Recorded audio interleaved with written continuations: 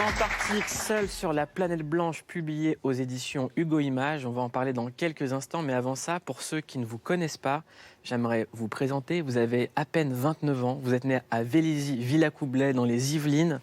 On dit de vous que vous êtes un des plus grands surdoués de la science et de la recherche en France. Enfant, votre papa vous racontait des histoires sur le cosmos. C'était quoi ces histoires ? En fait, on dormait parfois à la belle étoile et puis on regardait le ciel et simplement il nous parlait des planètes, il nous parlait de notre place dans l'univers. Et donc on n'a jamais eu l'impression d'être au centre du monde ou de quoi que ce soit. Quelques années plus tard, vous suivez des études dans le domaine de la biologie à l'université d'Évry, dans le 91. En 2013, vous décrochez votre diplôme. Parallèlement, vous étudiez dans une école d'ingénieurs en biotechnologie. À chaque fois, vous êtes le premier de la promo, toujours numéro 1. Comment ça se passait quand il y avait une moins bonne note ? Ça ne changeait pas grand-chose. En fait, je m'intéressais beaucoup à ce que je faisais. En fait, quand j'étais au collège ou en primaire, j'ai jamais été premier de la classe. C'est juste que quand j'ai commencé mes études à Subbiotech, donc l'école en biotechnologie que vous mentionnez, je me suis vraiment intéressé à ce que je faisais. Et puis après, ça venait naturellement. Là, on est en période de vacances scolaires. Qu'est-ce que vous allez dire aux élèves qui veulent être comme vous, en fait ? Parce que moi, ce que j'aime dans votre parcours, et c'est pour ça qu'on parle de votre parcours scolaire, c'est qu'on a de plus en plus de mal à croire en l'enseignement, alors que vous avez fait une école à Évry, en banlieue, que vous avez fait le parcours classique et que c'est vraiment votre travail qui vous a amené là. Qu'est-ce que vous avez un conseil Quel conseil vous avez à donner pour les derniers de la classe comme moi, vous qui avez toujours été le premier? Je pense que vous êtes dernier de la classe, c'est simplement que vous n'êtes pas au bon endroit, ou alors que ce que vous faites, vous n'avez pas l'impression que ça vous mènera là où vous voulez aller. Donc partez peut-être de ce que vous voulez faire et après donnez-vous les moyens d'y arriver. Vos études vous ont mené jusqu'à la NASA, en Californie. La NASA vous a sélectionné pour votre première mission, une simulation de mission sur Mars pendant 1 an. C'était du 28 août 2015 au 28 août 2016. Et moi, je vous ai découvert pendant cette période au journal télévisé. Enfermé sous ce dôme avec 5 autres scientifiques à Hawaï, Cyprien Verseux est en passe de réussir un pari hors norme. Simuler pendant 1 an une mission sur Mars, à plus de 2000 mètres d'altitude, ce terrain sans végétation a été choisi pour sa ressemblance avec le sol martien. Idéal pour tester les déplacements en scaphandre. Pour l'équipe, même conditions de vie que dans l'espace. Au menu, de la nourriture déshydratée. Par exemple, j'ai fait des crêpes à partir d'aliments en poudre. J'ai fait une dinde à 6 pattes. Et un isolement presque total. Est-ce que ça vous manque, la dinde à 6 pattes ? Ça me manque beaucoup parce que maintenant, quand on est plus de 2 personnes et qu'on mange un poulet, on doit toujours se battre pour savoir qui aura la cuisse. La question qu'on se pose quand on voit ça, déjà il y en a plusieurs, c'est on a pendant très longtemps arrêté de parler de conquête spatiale, on a arrêté de parler de Mars, et j'ai l'impression que là tout le monde recommence à s'engouffrer dedans. Est-ce qu'il y a un enjeu politique derrière, et quelle est la place de la France dans cet échiquier ? Alors, la France, c'est plutôt l'Europe, en fait. L'Agence spatiale européenne joue un rôle. Évidemment, elle ne peut pas aller sur Mars seule. C'est-à-dire que ça doit être une association entre différents pays, donc la NASA, la Russie, pourquoi pas la Chine. Et mais la France est donc très bien représentée à l'Agence spatiale européenne. Et alors, c'est pas au niveau national, mais on participe largement. Est-ce que la France garde ses cerveaux ? Vous êtes un des seuls Français à pas partir. Parce qu'on parle beaucoup de fuite des cerveaux.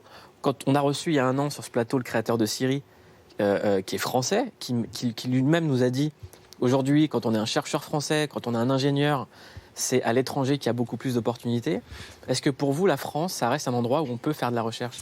C'est assez difficile. C'est-à-dire qu'on a souvent, alors ça dépend des disciplines évidemment, mais on a souvent des opportunités qui sont meilleures à l'étranger. Parce qu'on peut nous donner plus de financement et ça nous permet de faire des recherches plus avancées. Donc c'est vrai qu'il y a évidemment les États-Unis au niveau mondial, il y a l'Allemagne aussi, d'ailleurs où je travaille maintenant depuis mai, qui investit beaucoup dans la recherche et ça attire beaucoup de chercheurs français. Est-ce que la recherche, ça fait partie des priorités du gouvernement français ? Ça devrait. Ça ne l'est pas. Je ne sais pas si ça l'est ou pas, mais ça devrait l'être plus, je pense. Parce que si on pense à long terme, c'est ça qui permettra d'avancer. En tout cas, vous publiez un livre magnifique que je vous conseille absolument parce qu'il suffit de le lire pour voyager. Si vous n'êtes pas en vacances et que vous êtes un peu fatigué, c'est un livre qui fait vraiment du bien. C'est sorti aux éditions Hugo Images. Vous revenez sur votre dernière mission, à la base Concordia, Camille? Oui, c'est une mission qui méritait bien un livre. L'année dernière, Cyprien, vous devenez le chef de base de Concordia. Alors Concordia, c'est une base de recherche franco-italienne à 3200 mètres d'altitude. C'est la base la plus isolée au monde, en Antarctique, au pôle sud. 9 mois par an, elle devient inaccessible. Les températures sont extrêmes, ça peut descendre à moins 80 degrés, un ressenti de moins 100. Et pendant 3 mois, vous êtes même plongé dans le noir total, sans interruption. Il n'y a plus de lumière du jour là-bas. Vous étiez avec 12 autres personnes, des chercheurs, mécaniciens, médecins, cuisiniers, une sorte de micro-société qui doit apprendre à vivre ensemble, qui est coupée du monde et surtout, personne ne peut venir vous secourir en cas de problème. Ce n'est pas juste une prouesse physique que vous racontez dans ce livre, c'est aussi une expérience qui permet des avancées scientifiques pour préparer les futures missions justement sur la Lune ou sur Mars. Au tout début du livre, vous racontez un entretien avec une psychologue qui vous dit qu'après ça, tout aura changé. Vos proches auront réorganisé leur vie sans vous, votre copine vous aura quitté, vos amis aussi. Est-ce que c'est vrai? Alors, bon, ouais, On veut savoir si vous êtes célibataire ou pas.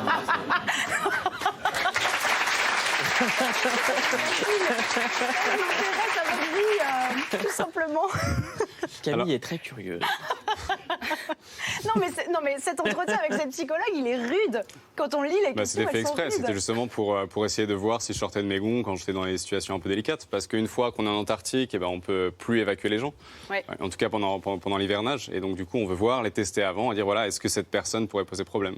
Mais le retour, il se passe comment? Est-ce que vous avez senti un décalage justement avec vos proches? C'est vrai que quand on part aussi longtemps, quand on revient, les gens ont avancé sans nous et puis on devient un peu obsolète, quoi. C'est-à-dire qu'on s'attend parfois à ce que les choses soient comme avant, à ce que les gens nous aient attendus. Ils sont contents de nous revoir les premiers jours et puis après, en fait, on se rend compte qu'ils ont pris des nouvelles habitudes ou dans lesquelles on n'est pas. Émilie parle du retour, mais moi j'ai une question très simple, c'est l'aller. Comment est-ce qu'on va en Antarctique? Alors moi j'ai mis 3 semaines à y aller. Alors parce qu'il y a eu quelques problèmes techniques, c'est pas toujours aussi long, mais donc j'ai pris l'avion jusqu'à Hobart en Tasmanie. Après j'ai pris un brise-glace qui s'appelle l'Astrolabe. Après, en 4 jours, donc c'est une mer qui est très agitée. Tout le monde tombe malade très rapidement. Et ensuite on arrive donc sur la côte antarctique. Là, nous, on a dû repartir en arrière parce que pour des raisons logistiques, on n'a pas pu être transporté directement depuis la côte. Il y a une tempête qui arrivait, donc on est reparti se cacher derrière un énorme iceberg.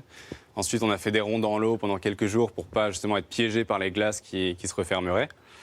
Et finalement, on a été débarqué par hélicoptère à la base française du Mont d'Urville, qui est donc une base française sur la côte. Et ensuite, de là, on a pris un petit avion qui nous a amenés jusqu'à Concordia, qui est à 1000-1200 km de la côte. Est-ce que tout le monde ici peut aller en Antarctique ou il faut un entraînement spécial? Il faut un entraînement spécial et puis surtout, il faut avoir des compétences qui soient utiles là-bas. Maintenant, il y a à la fois des scientifiques, donc des astronomes, des gens qui travaillent sur le climat, sur la glaciologie, le magnétisme, etc. Et puis il y a des biologistes sur la côte, parce qu'il y a une faune qui est très, très riche, pas à Concordia, mais sur la côte. Parfois, il y a des journalistes de temps en temps qui y vont justement pour pouvoir raconter comment ça se passe là-bas. Il y a un petit peu de tourisme, mais on essaie de ne pas l'encourager parce que ça a un impact sur l'environnement. J'ai une autre question. Quand on est en Antarctique et qu'on affronte toutes ces épreuves, est-ce qu'il y a un moment où vous dites « pourquoi je fais ça ?» Quand on flanche? Je pense pas. Je pense que c'est une question légitime de se demander pourquoi est-ce qu'on est là-bas. Il y a peut-être des gens qui l'ont regretté. Je pense que personne l'a mentionné, mais c'est vrai qu'il y a des gens qui sont affectés par la nuit continue, par le manque d'oxygène, par le froid, par le fait de savoir qu'ils ne pourront pas être évacués quoi qu'il arrive. En ce qui me concerne, non, j'ai jamais regretté d'être là-bas parce que, oui, parfois c'était difficile, mais ça en vaut largement la peine. Les paysages sont magnifiques, vous en voyez les images. Est-ce que vous réagissez bien aux mauvaises nouvelles maintenant? Parce que j'imagine que lorsqu'on est en Antarctique pendant tout ce temps-là, qu'on s'entraîne dans une base qui reproduit les conditions de la vie sur Mars, qu'on est habitué aux conditions difficiles, à la solitude et aux mauvaises nouvelles, quand on revient dans la vie normale, comment est-ce qu'on apprend une rupture, un décès, une catastrophe, même un truc anodin, mais comment est-ce qu'on... Quel genre de nerfs vous avez en fait? C'est vrai que ça endurcit un peu aux mauvaises nouvelles parce que quand on est sur place, on ne peut pas être là pour sa famille. Quand quelque chose se produit, si un proche tombe malade ou décède, on ne peut pas être là pour eux. On peut parler, alors on a Internet par satellite, donc on peut avoir des communications, mais qui sont de très mauvaise qualité. C'est-à-dire parfois il va y avoir un délai de plusieurs secondes, parfois on va se couper, parfois on va demander de répéter, donc on ne peut pas vraiment avoir de conversation grave avec ses proches. Et il faut quand même continuer parce qu'on est là et il faut qu'on avance. En plus, j'étais chef de base, du coup je ne pouvais pas vraiment me montrer dans les moments de faiblesse, je dirais. Donc c'est vrai qu'on doit apprendre à... Avoir une âme en métal. ou en tout cas à être capable de dissocier le travail de ses sentiments, quoi, et puis être capable de continuer même quand les choses vont pas forcément bien. Cyprien, pendant 9 mois isolé du monde, vous avez fait certaines photos et on va parler de nourriture, parce que Camille Lelouch est une grande gourmande. Hein. Ah bah oui. On commence avec les œufs en Antarctique, voilà ce que ça donne. Donc qu'est-ce qui se passe? On a essayé de faire des œufs au plat et ça n'a pas marché, ça s'est figé. Voilà. Et, Ça fait des chips. Ou autre chose, ouais. Les spaghettis. Pareil, ça fonctionne toujours pas. Ouais. Quelle que soit la matière que l'on met dehors, elle gèle direct. Ouais, alors après, certaines matières plus que d'autres, mais ça gelait très vite. Ouais. La raclette. Ouais. C'est pas chier quand même la raclette et tout. Tu fais que des plats. Tu sais, le mec, part pas au sandwich, tu sais. Non, il dit direct raclette. Non, mais je travaille pour faire avancer l'humanité, je fais une raclette. Voilà. Ouais, c'est clair. Et ouais, en fait, c'est parce que.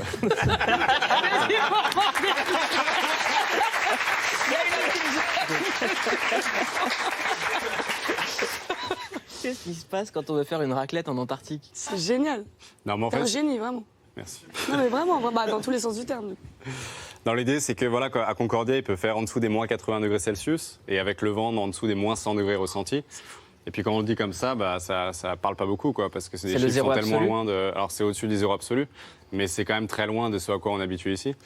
Et du coup, c'est une façon de montrer un peu visuellement à quel point il fait froid. Je me la raconte, zéro absolu, c'est juste que dans les chevaliers du Zodiac, le chevalier du cygne, pour ceux qui connaissent, ils connaissent. Toi-même, tu sais. Voilà. Camille Lelouch, 1,7 million d'abonnés sur Instagram. Et tous ces abonnés, quand ils se connectent, ils peuvent voir ce genre de choses. Quand on met une écharpe, il faut bien la mettre. Sinon, t'as l'air d'un gros bolos, on a envie de te mettre une grosse pêche.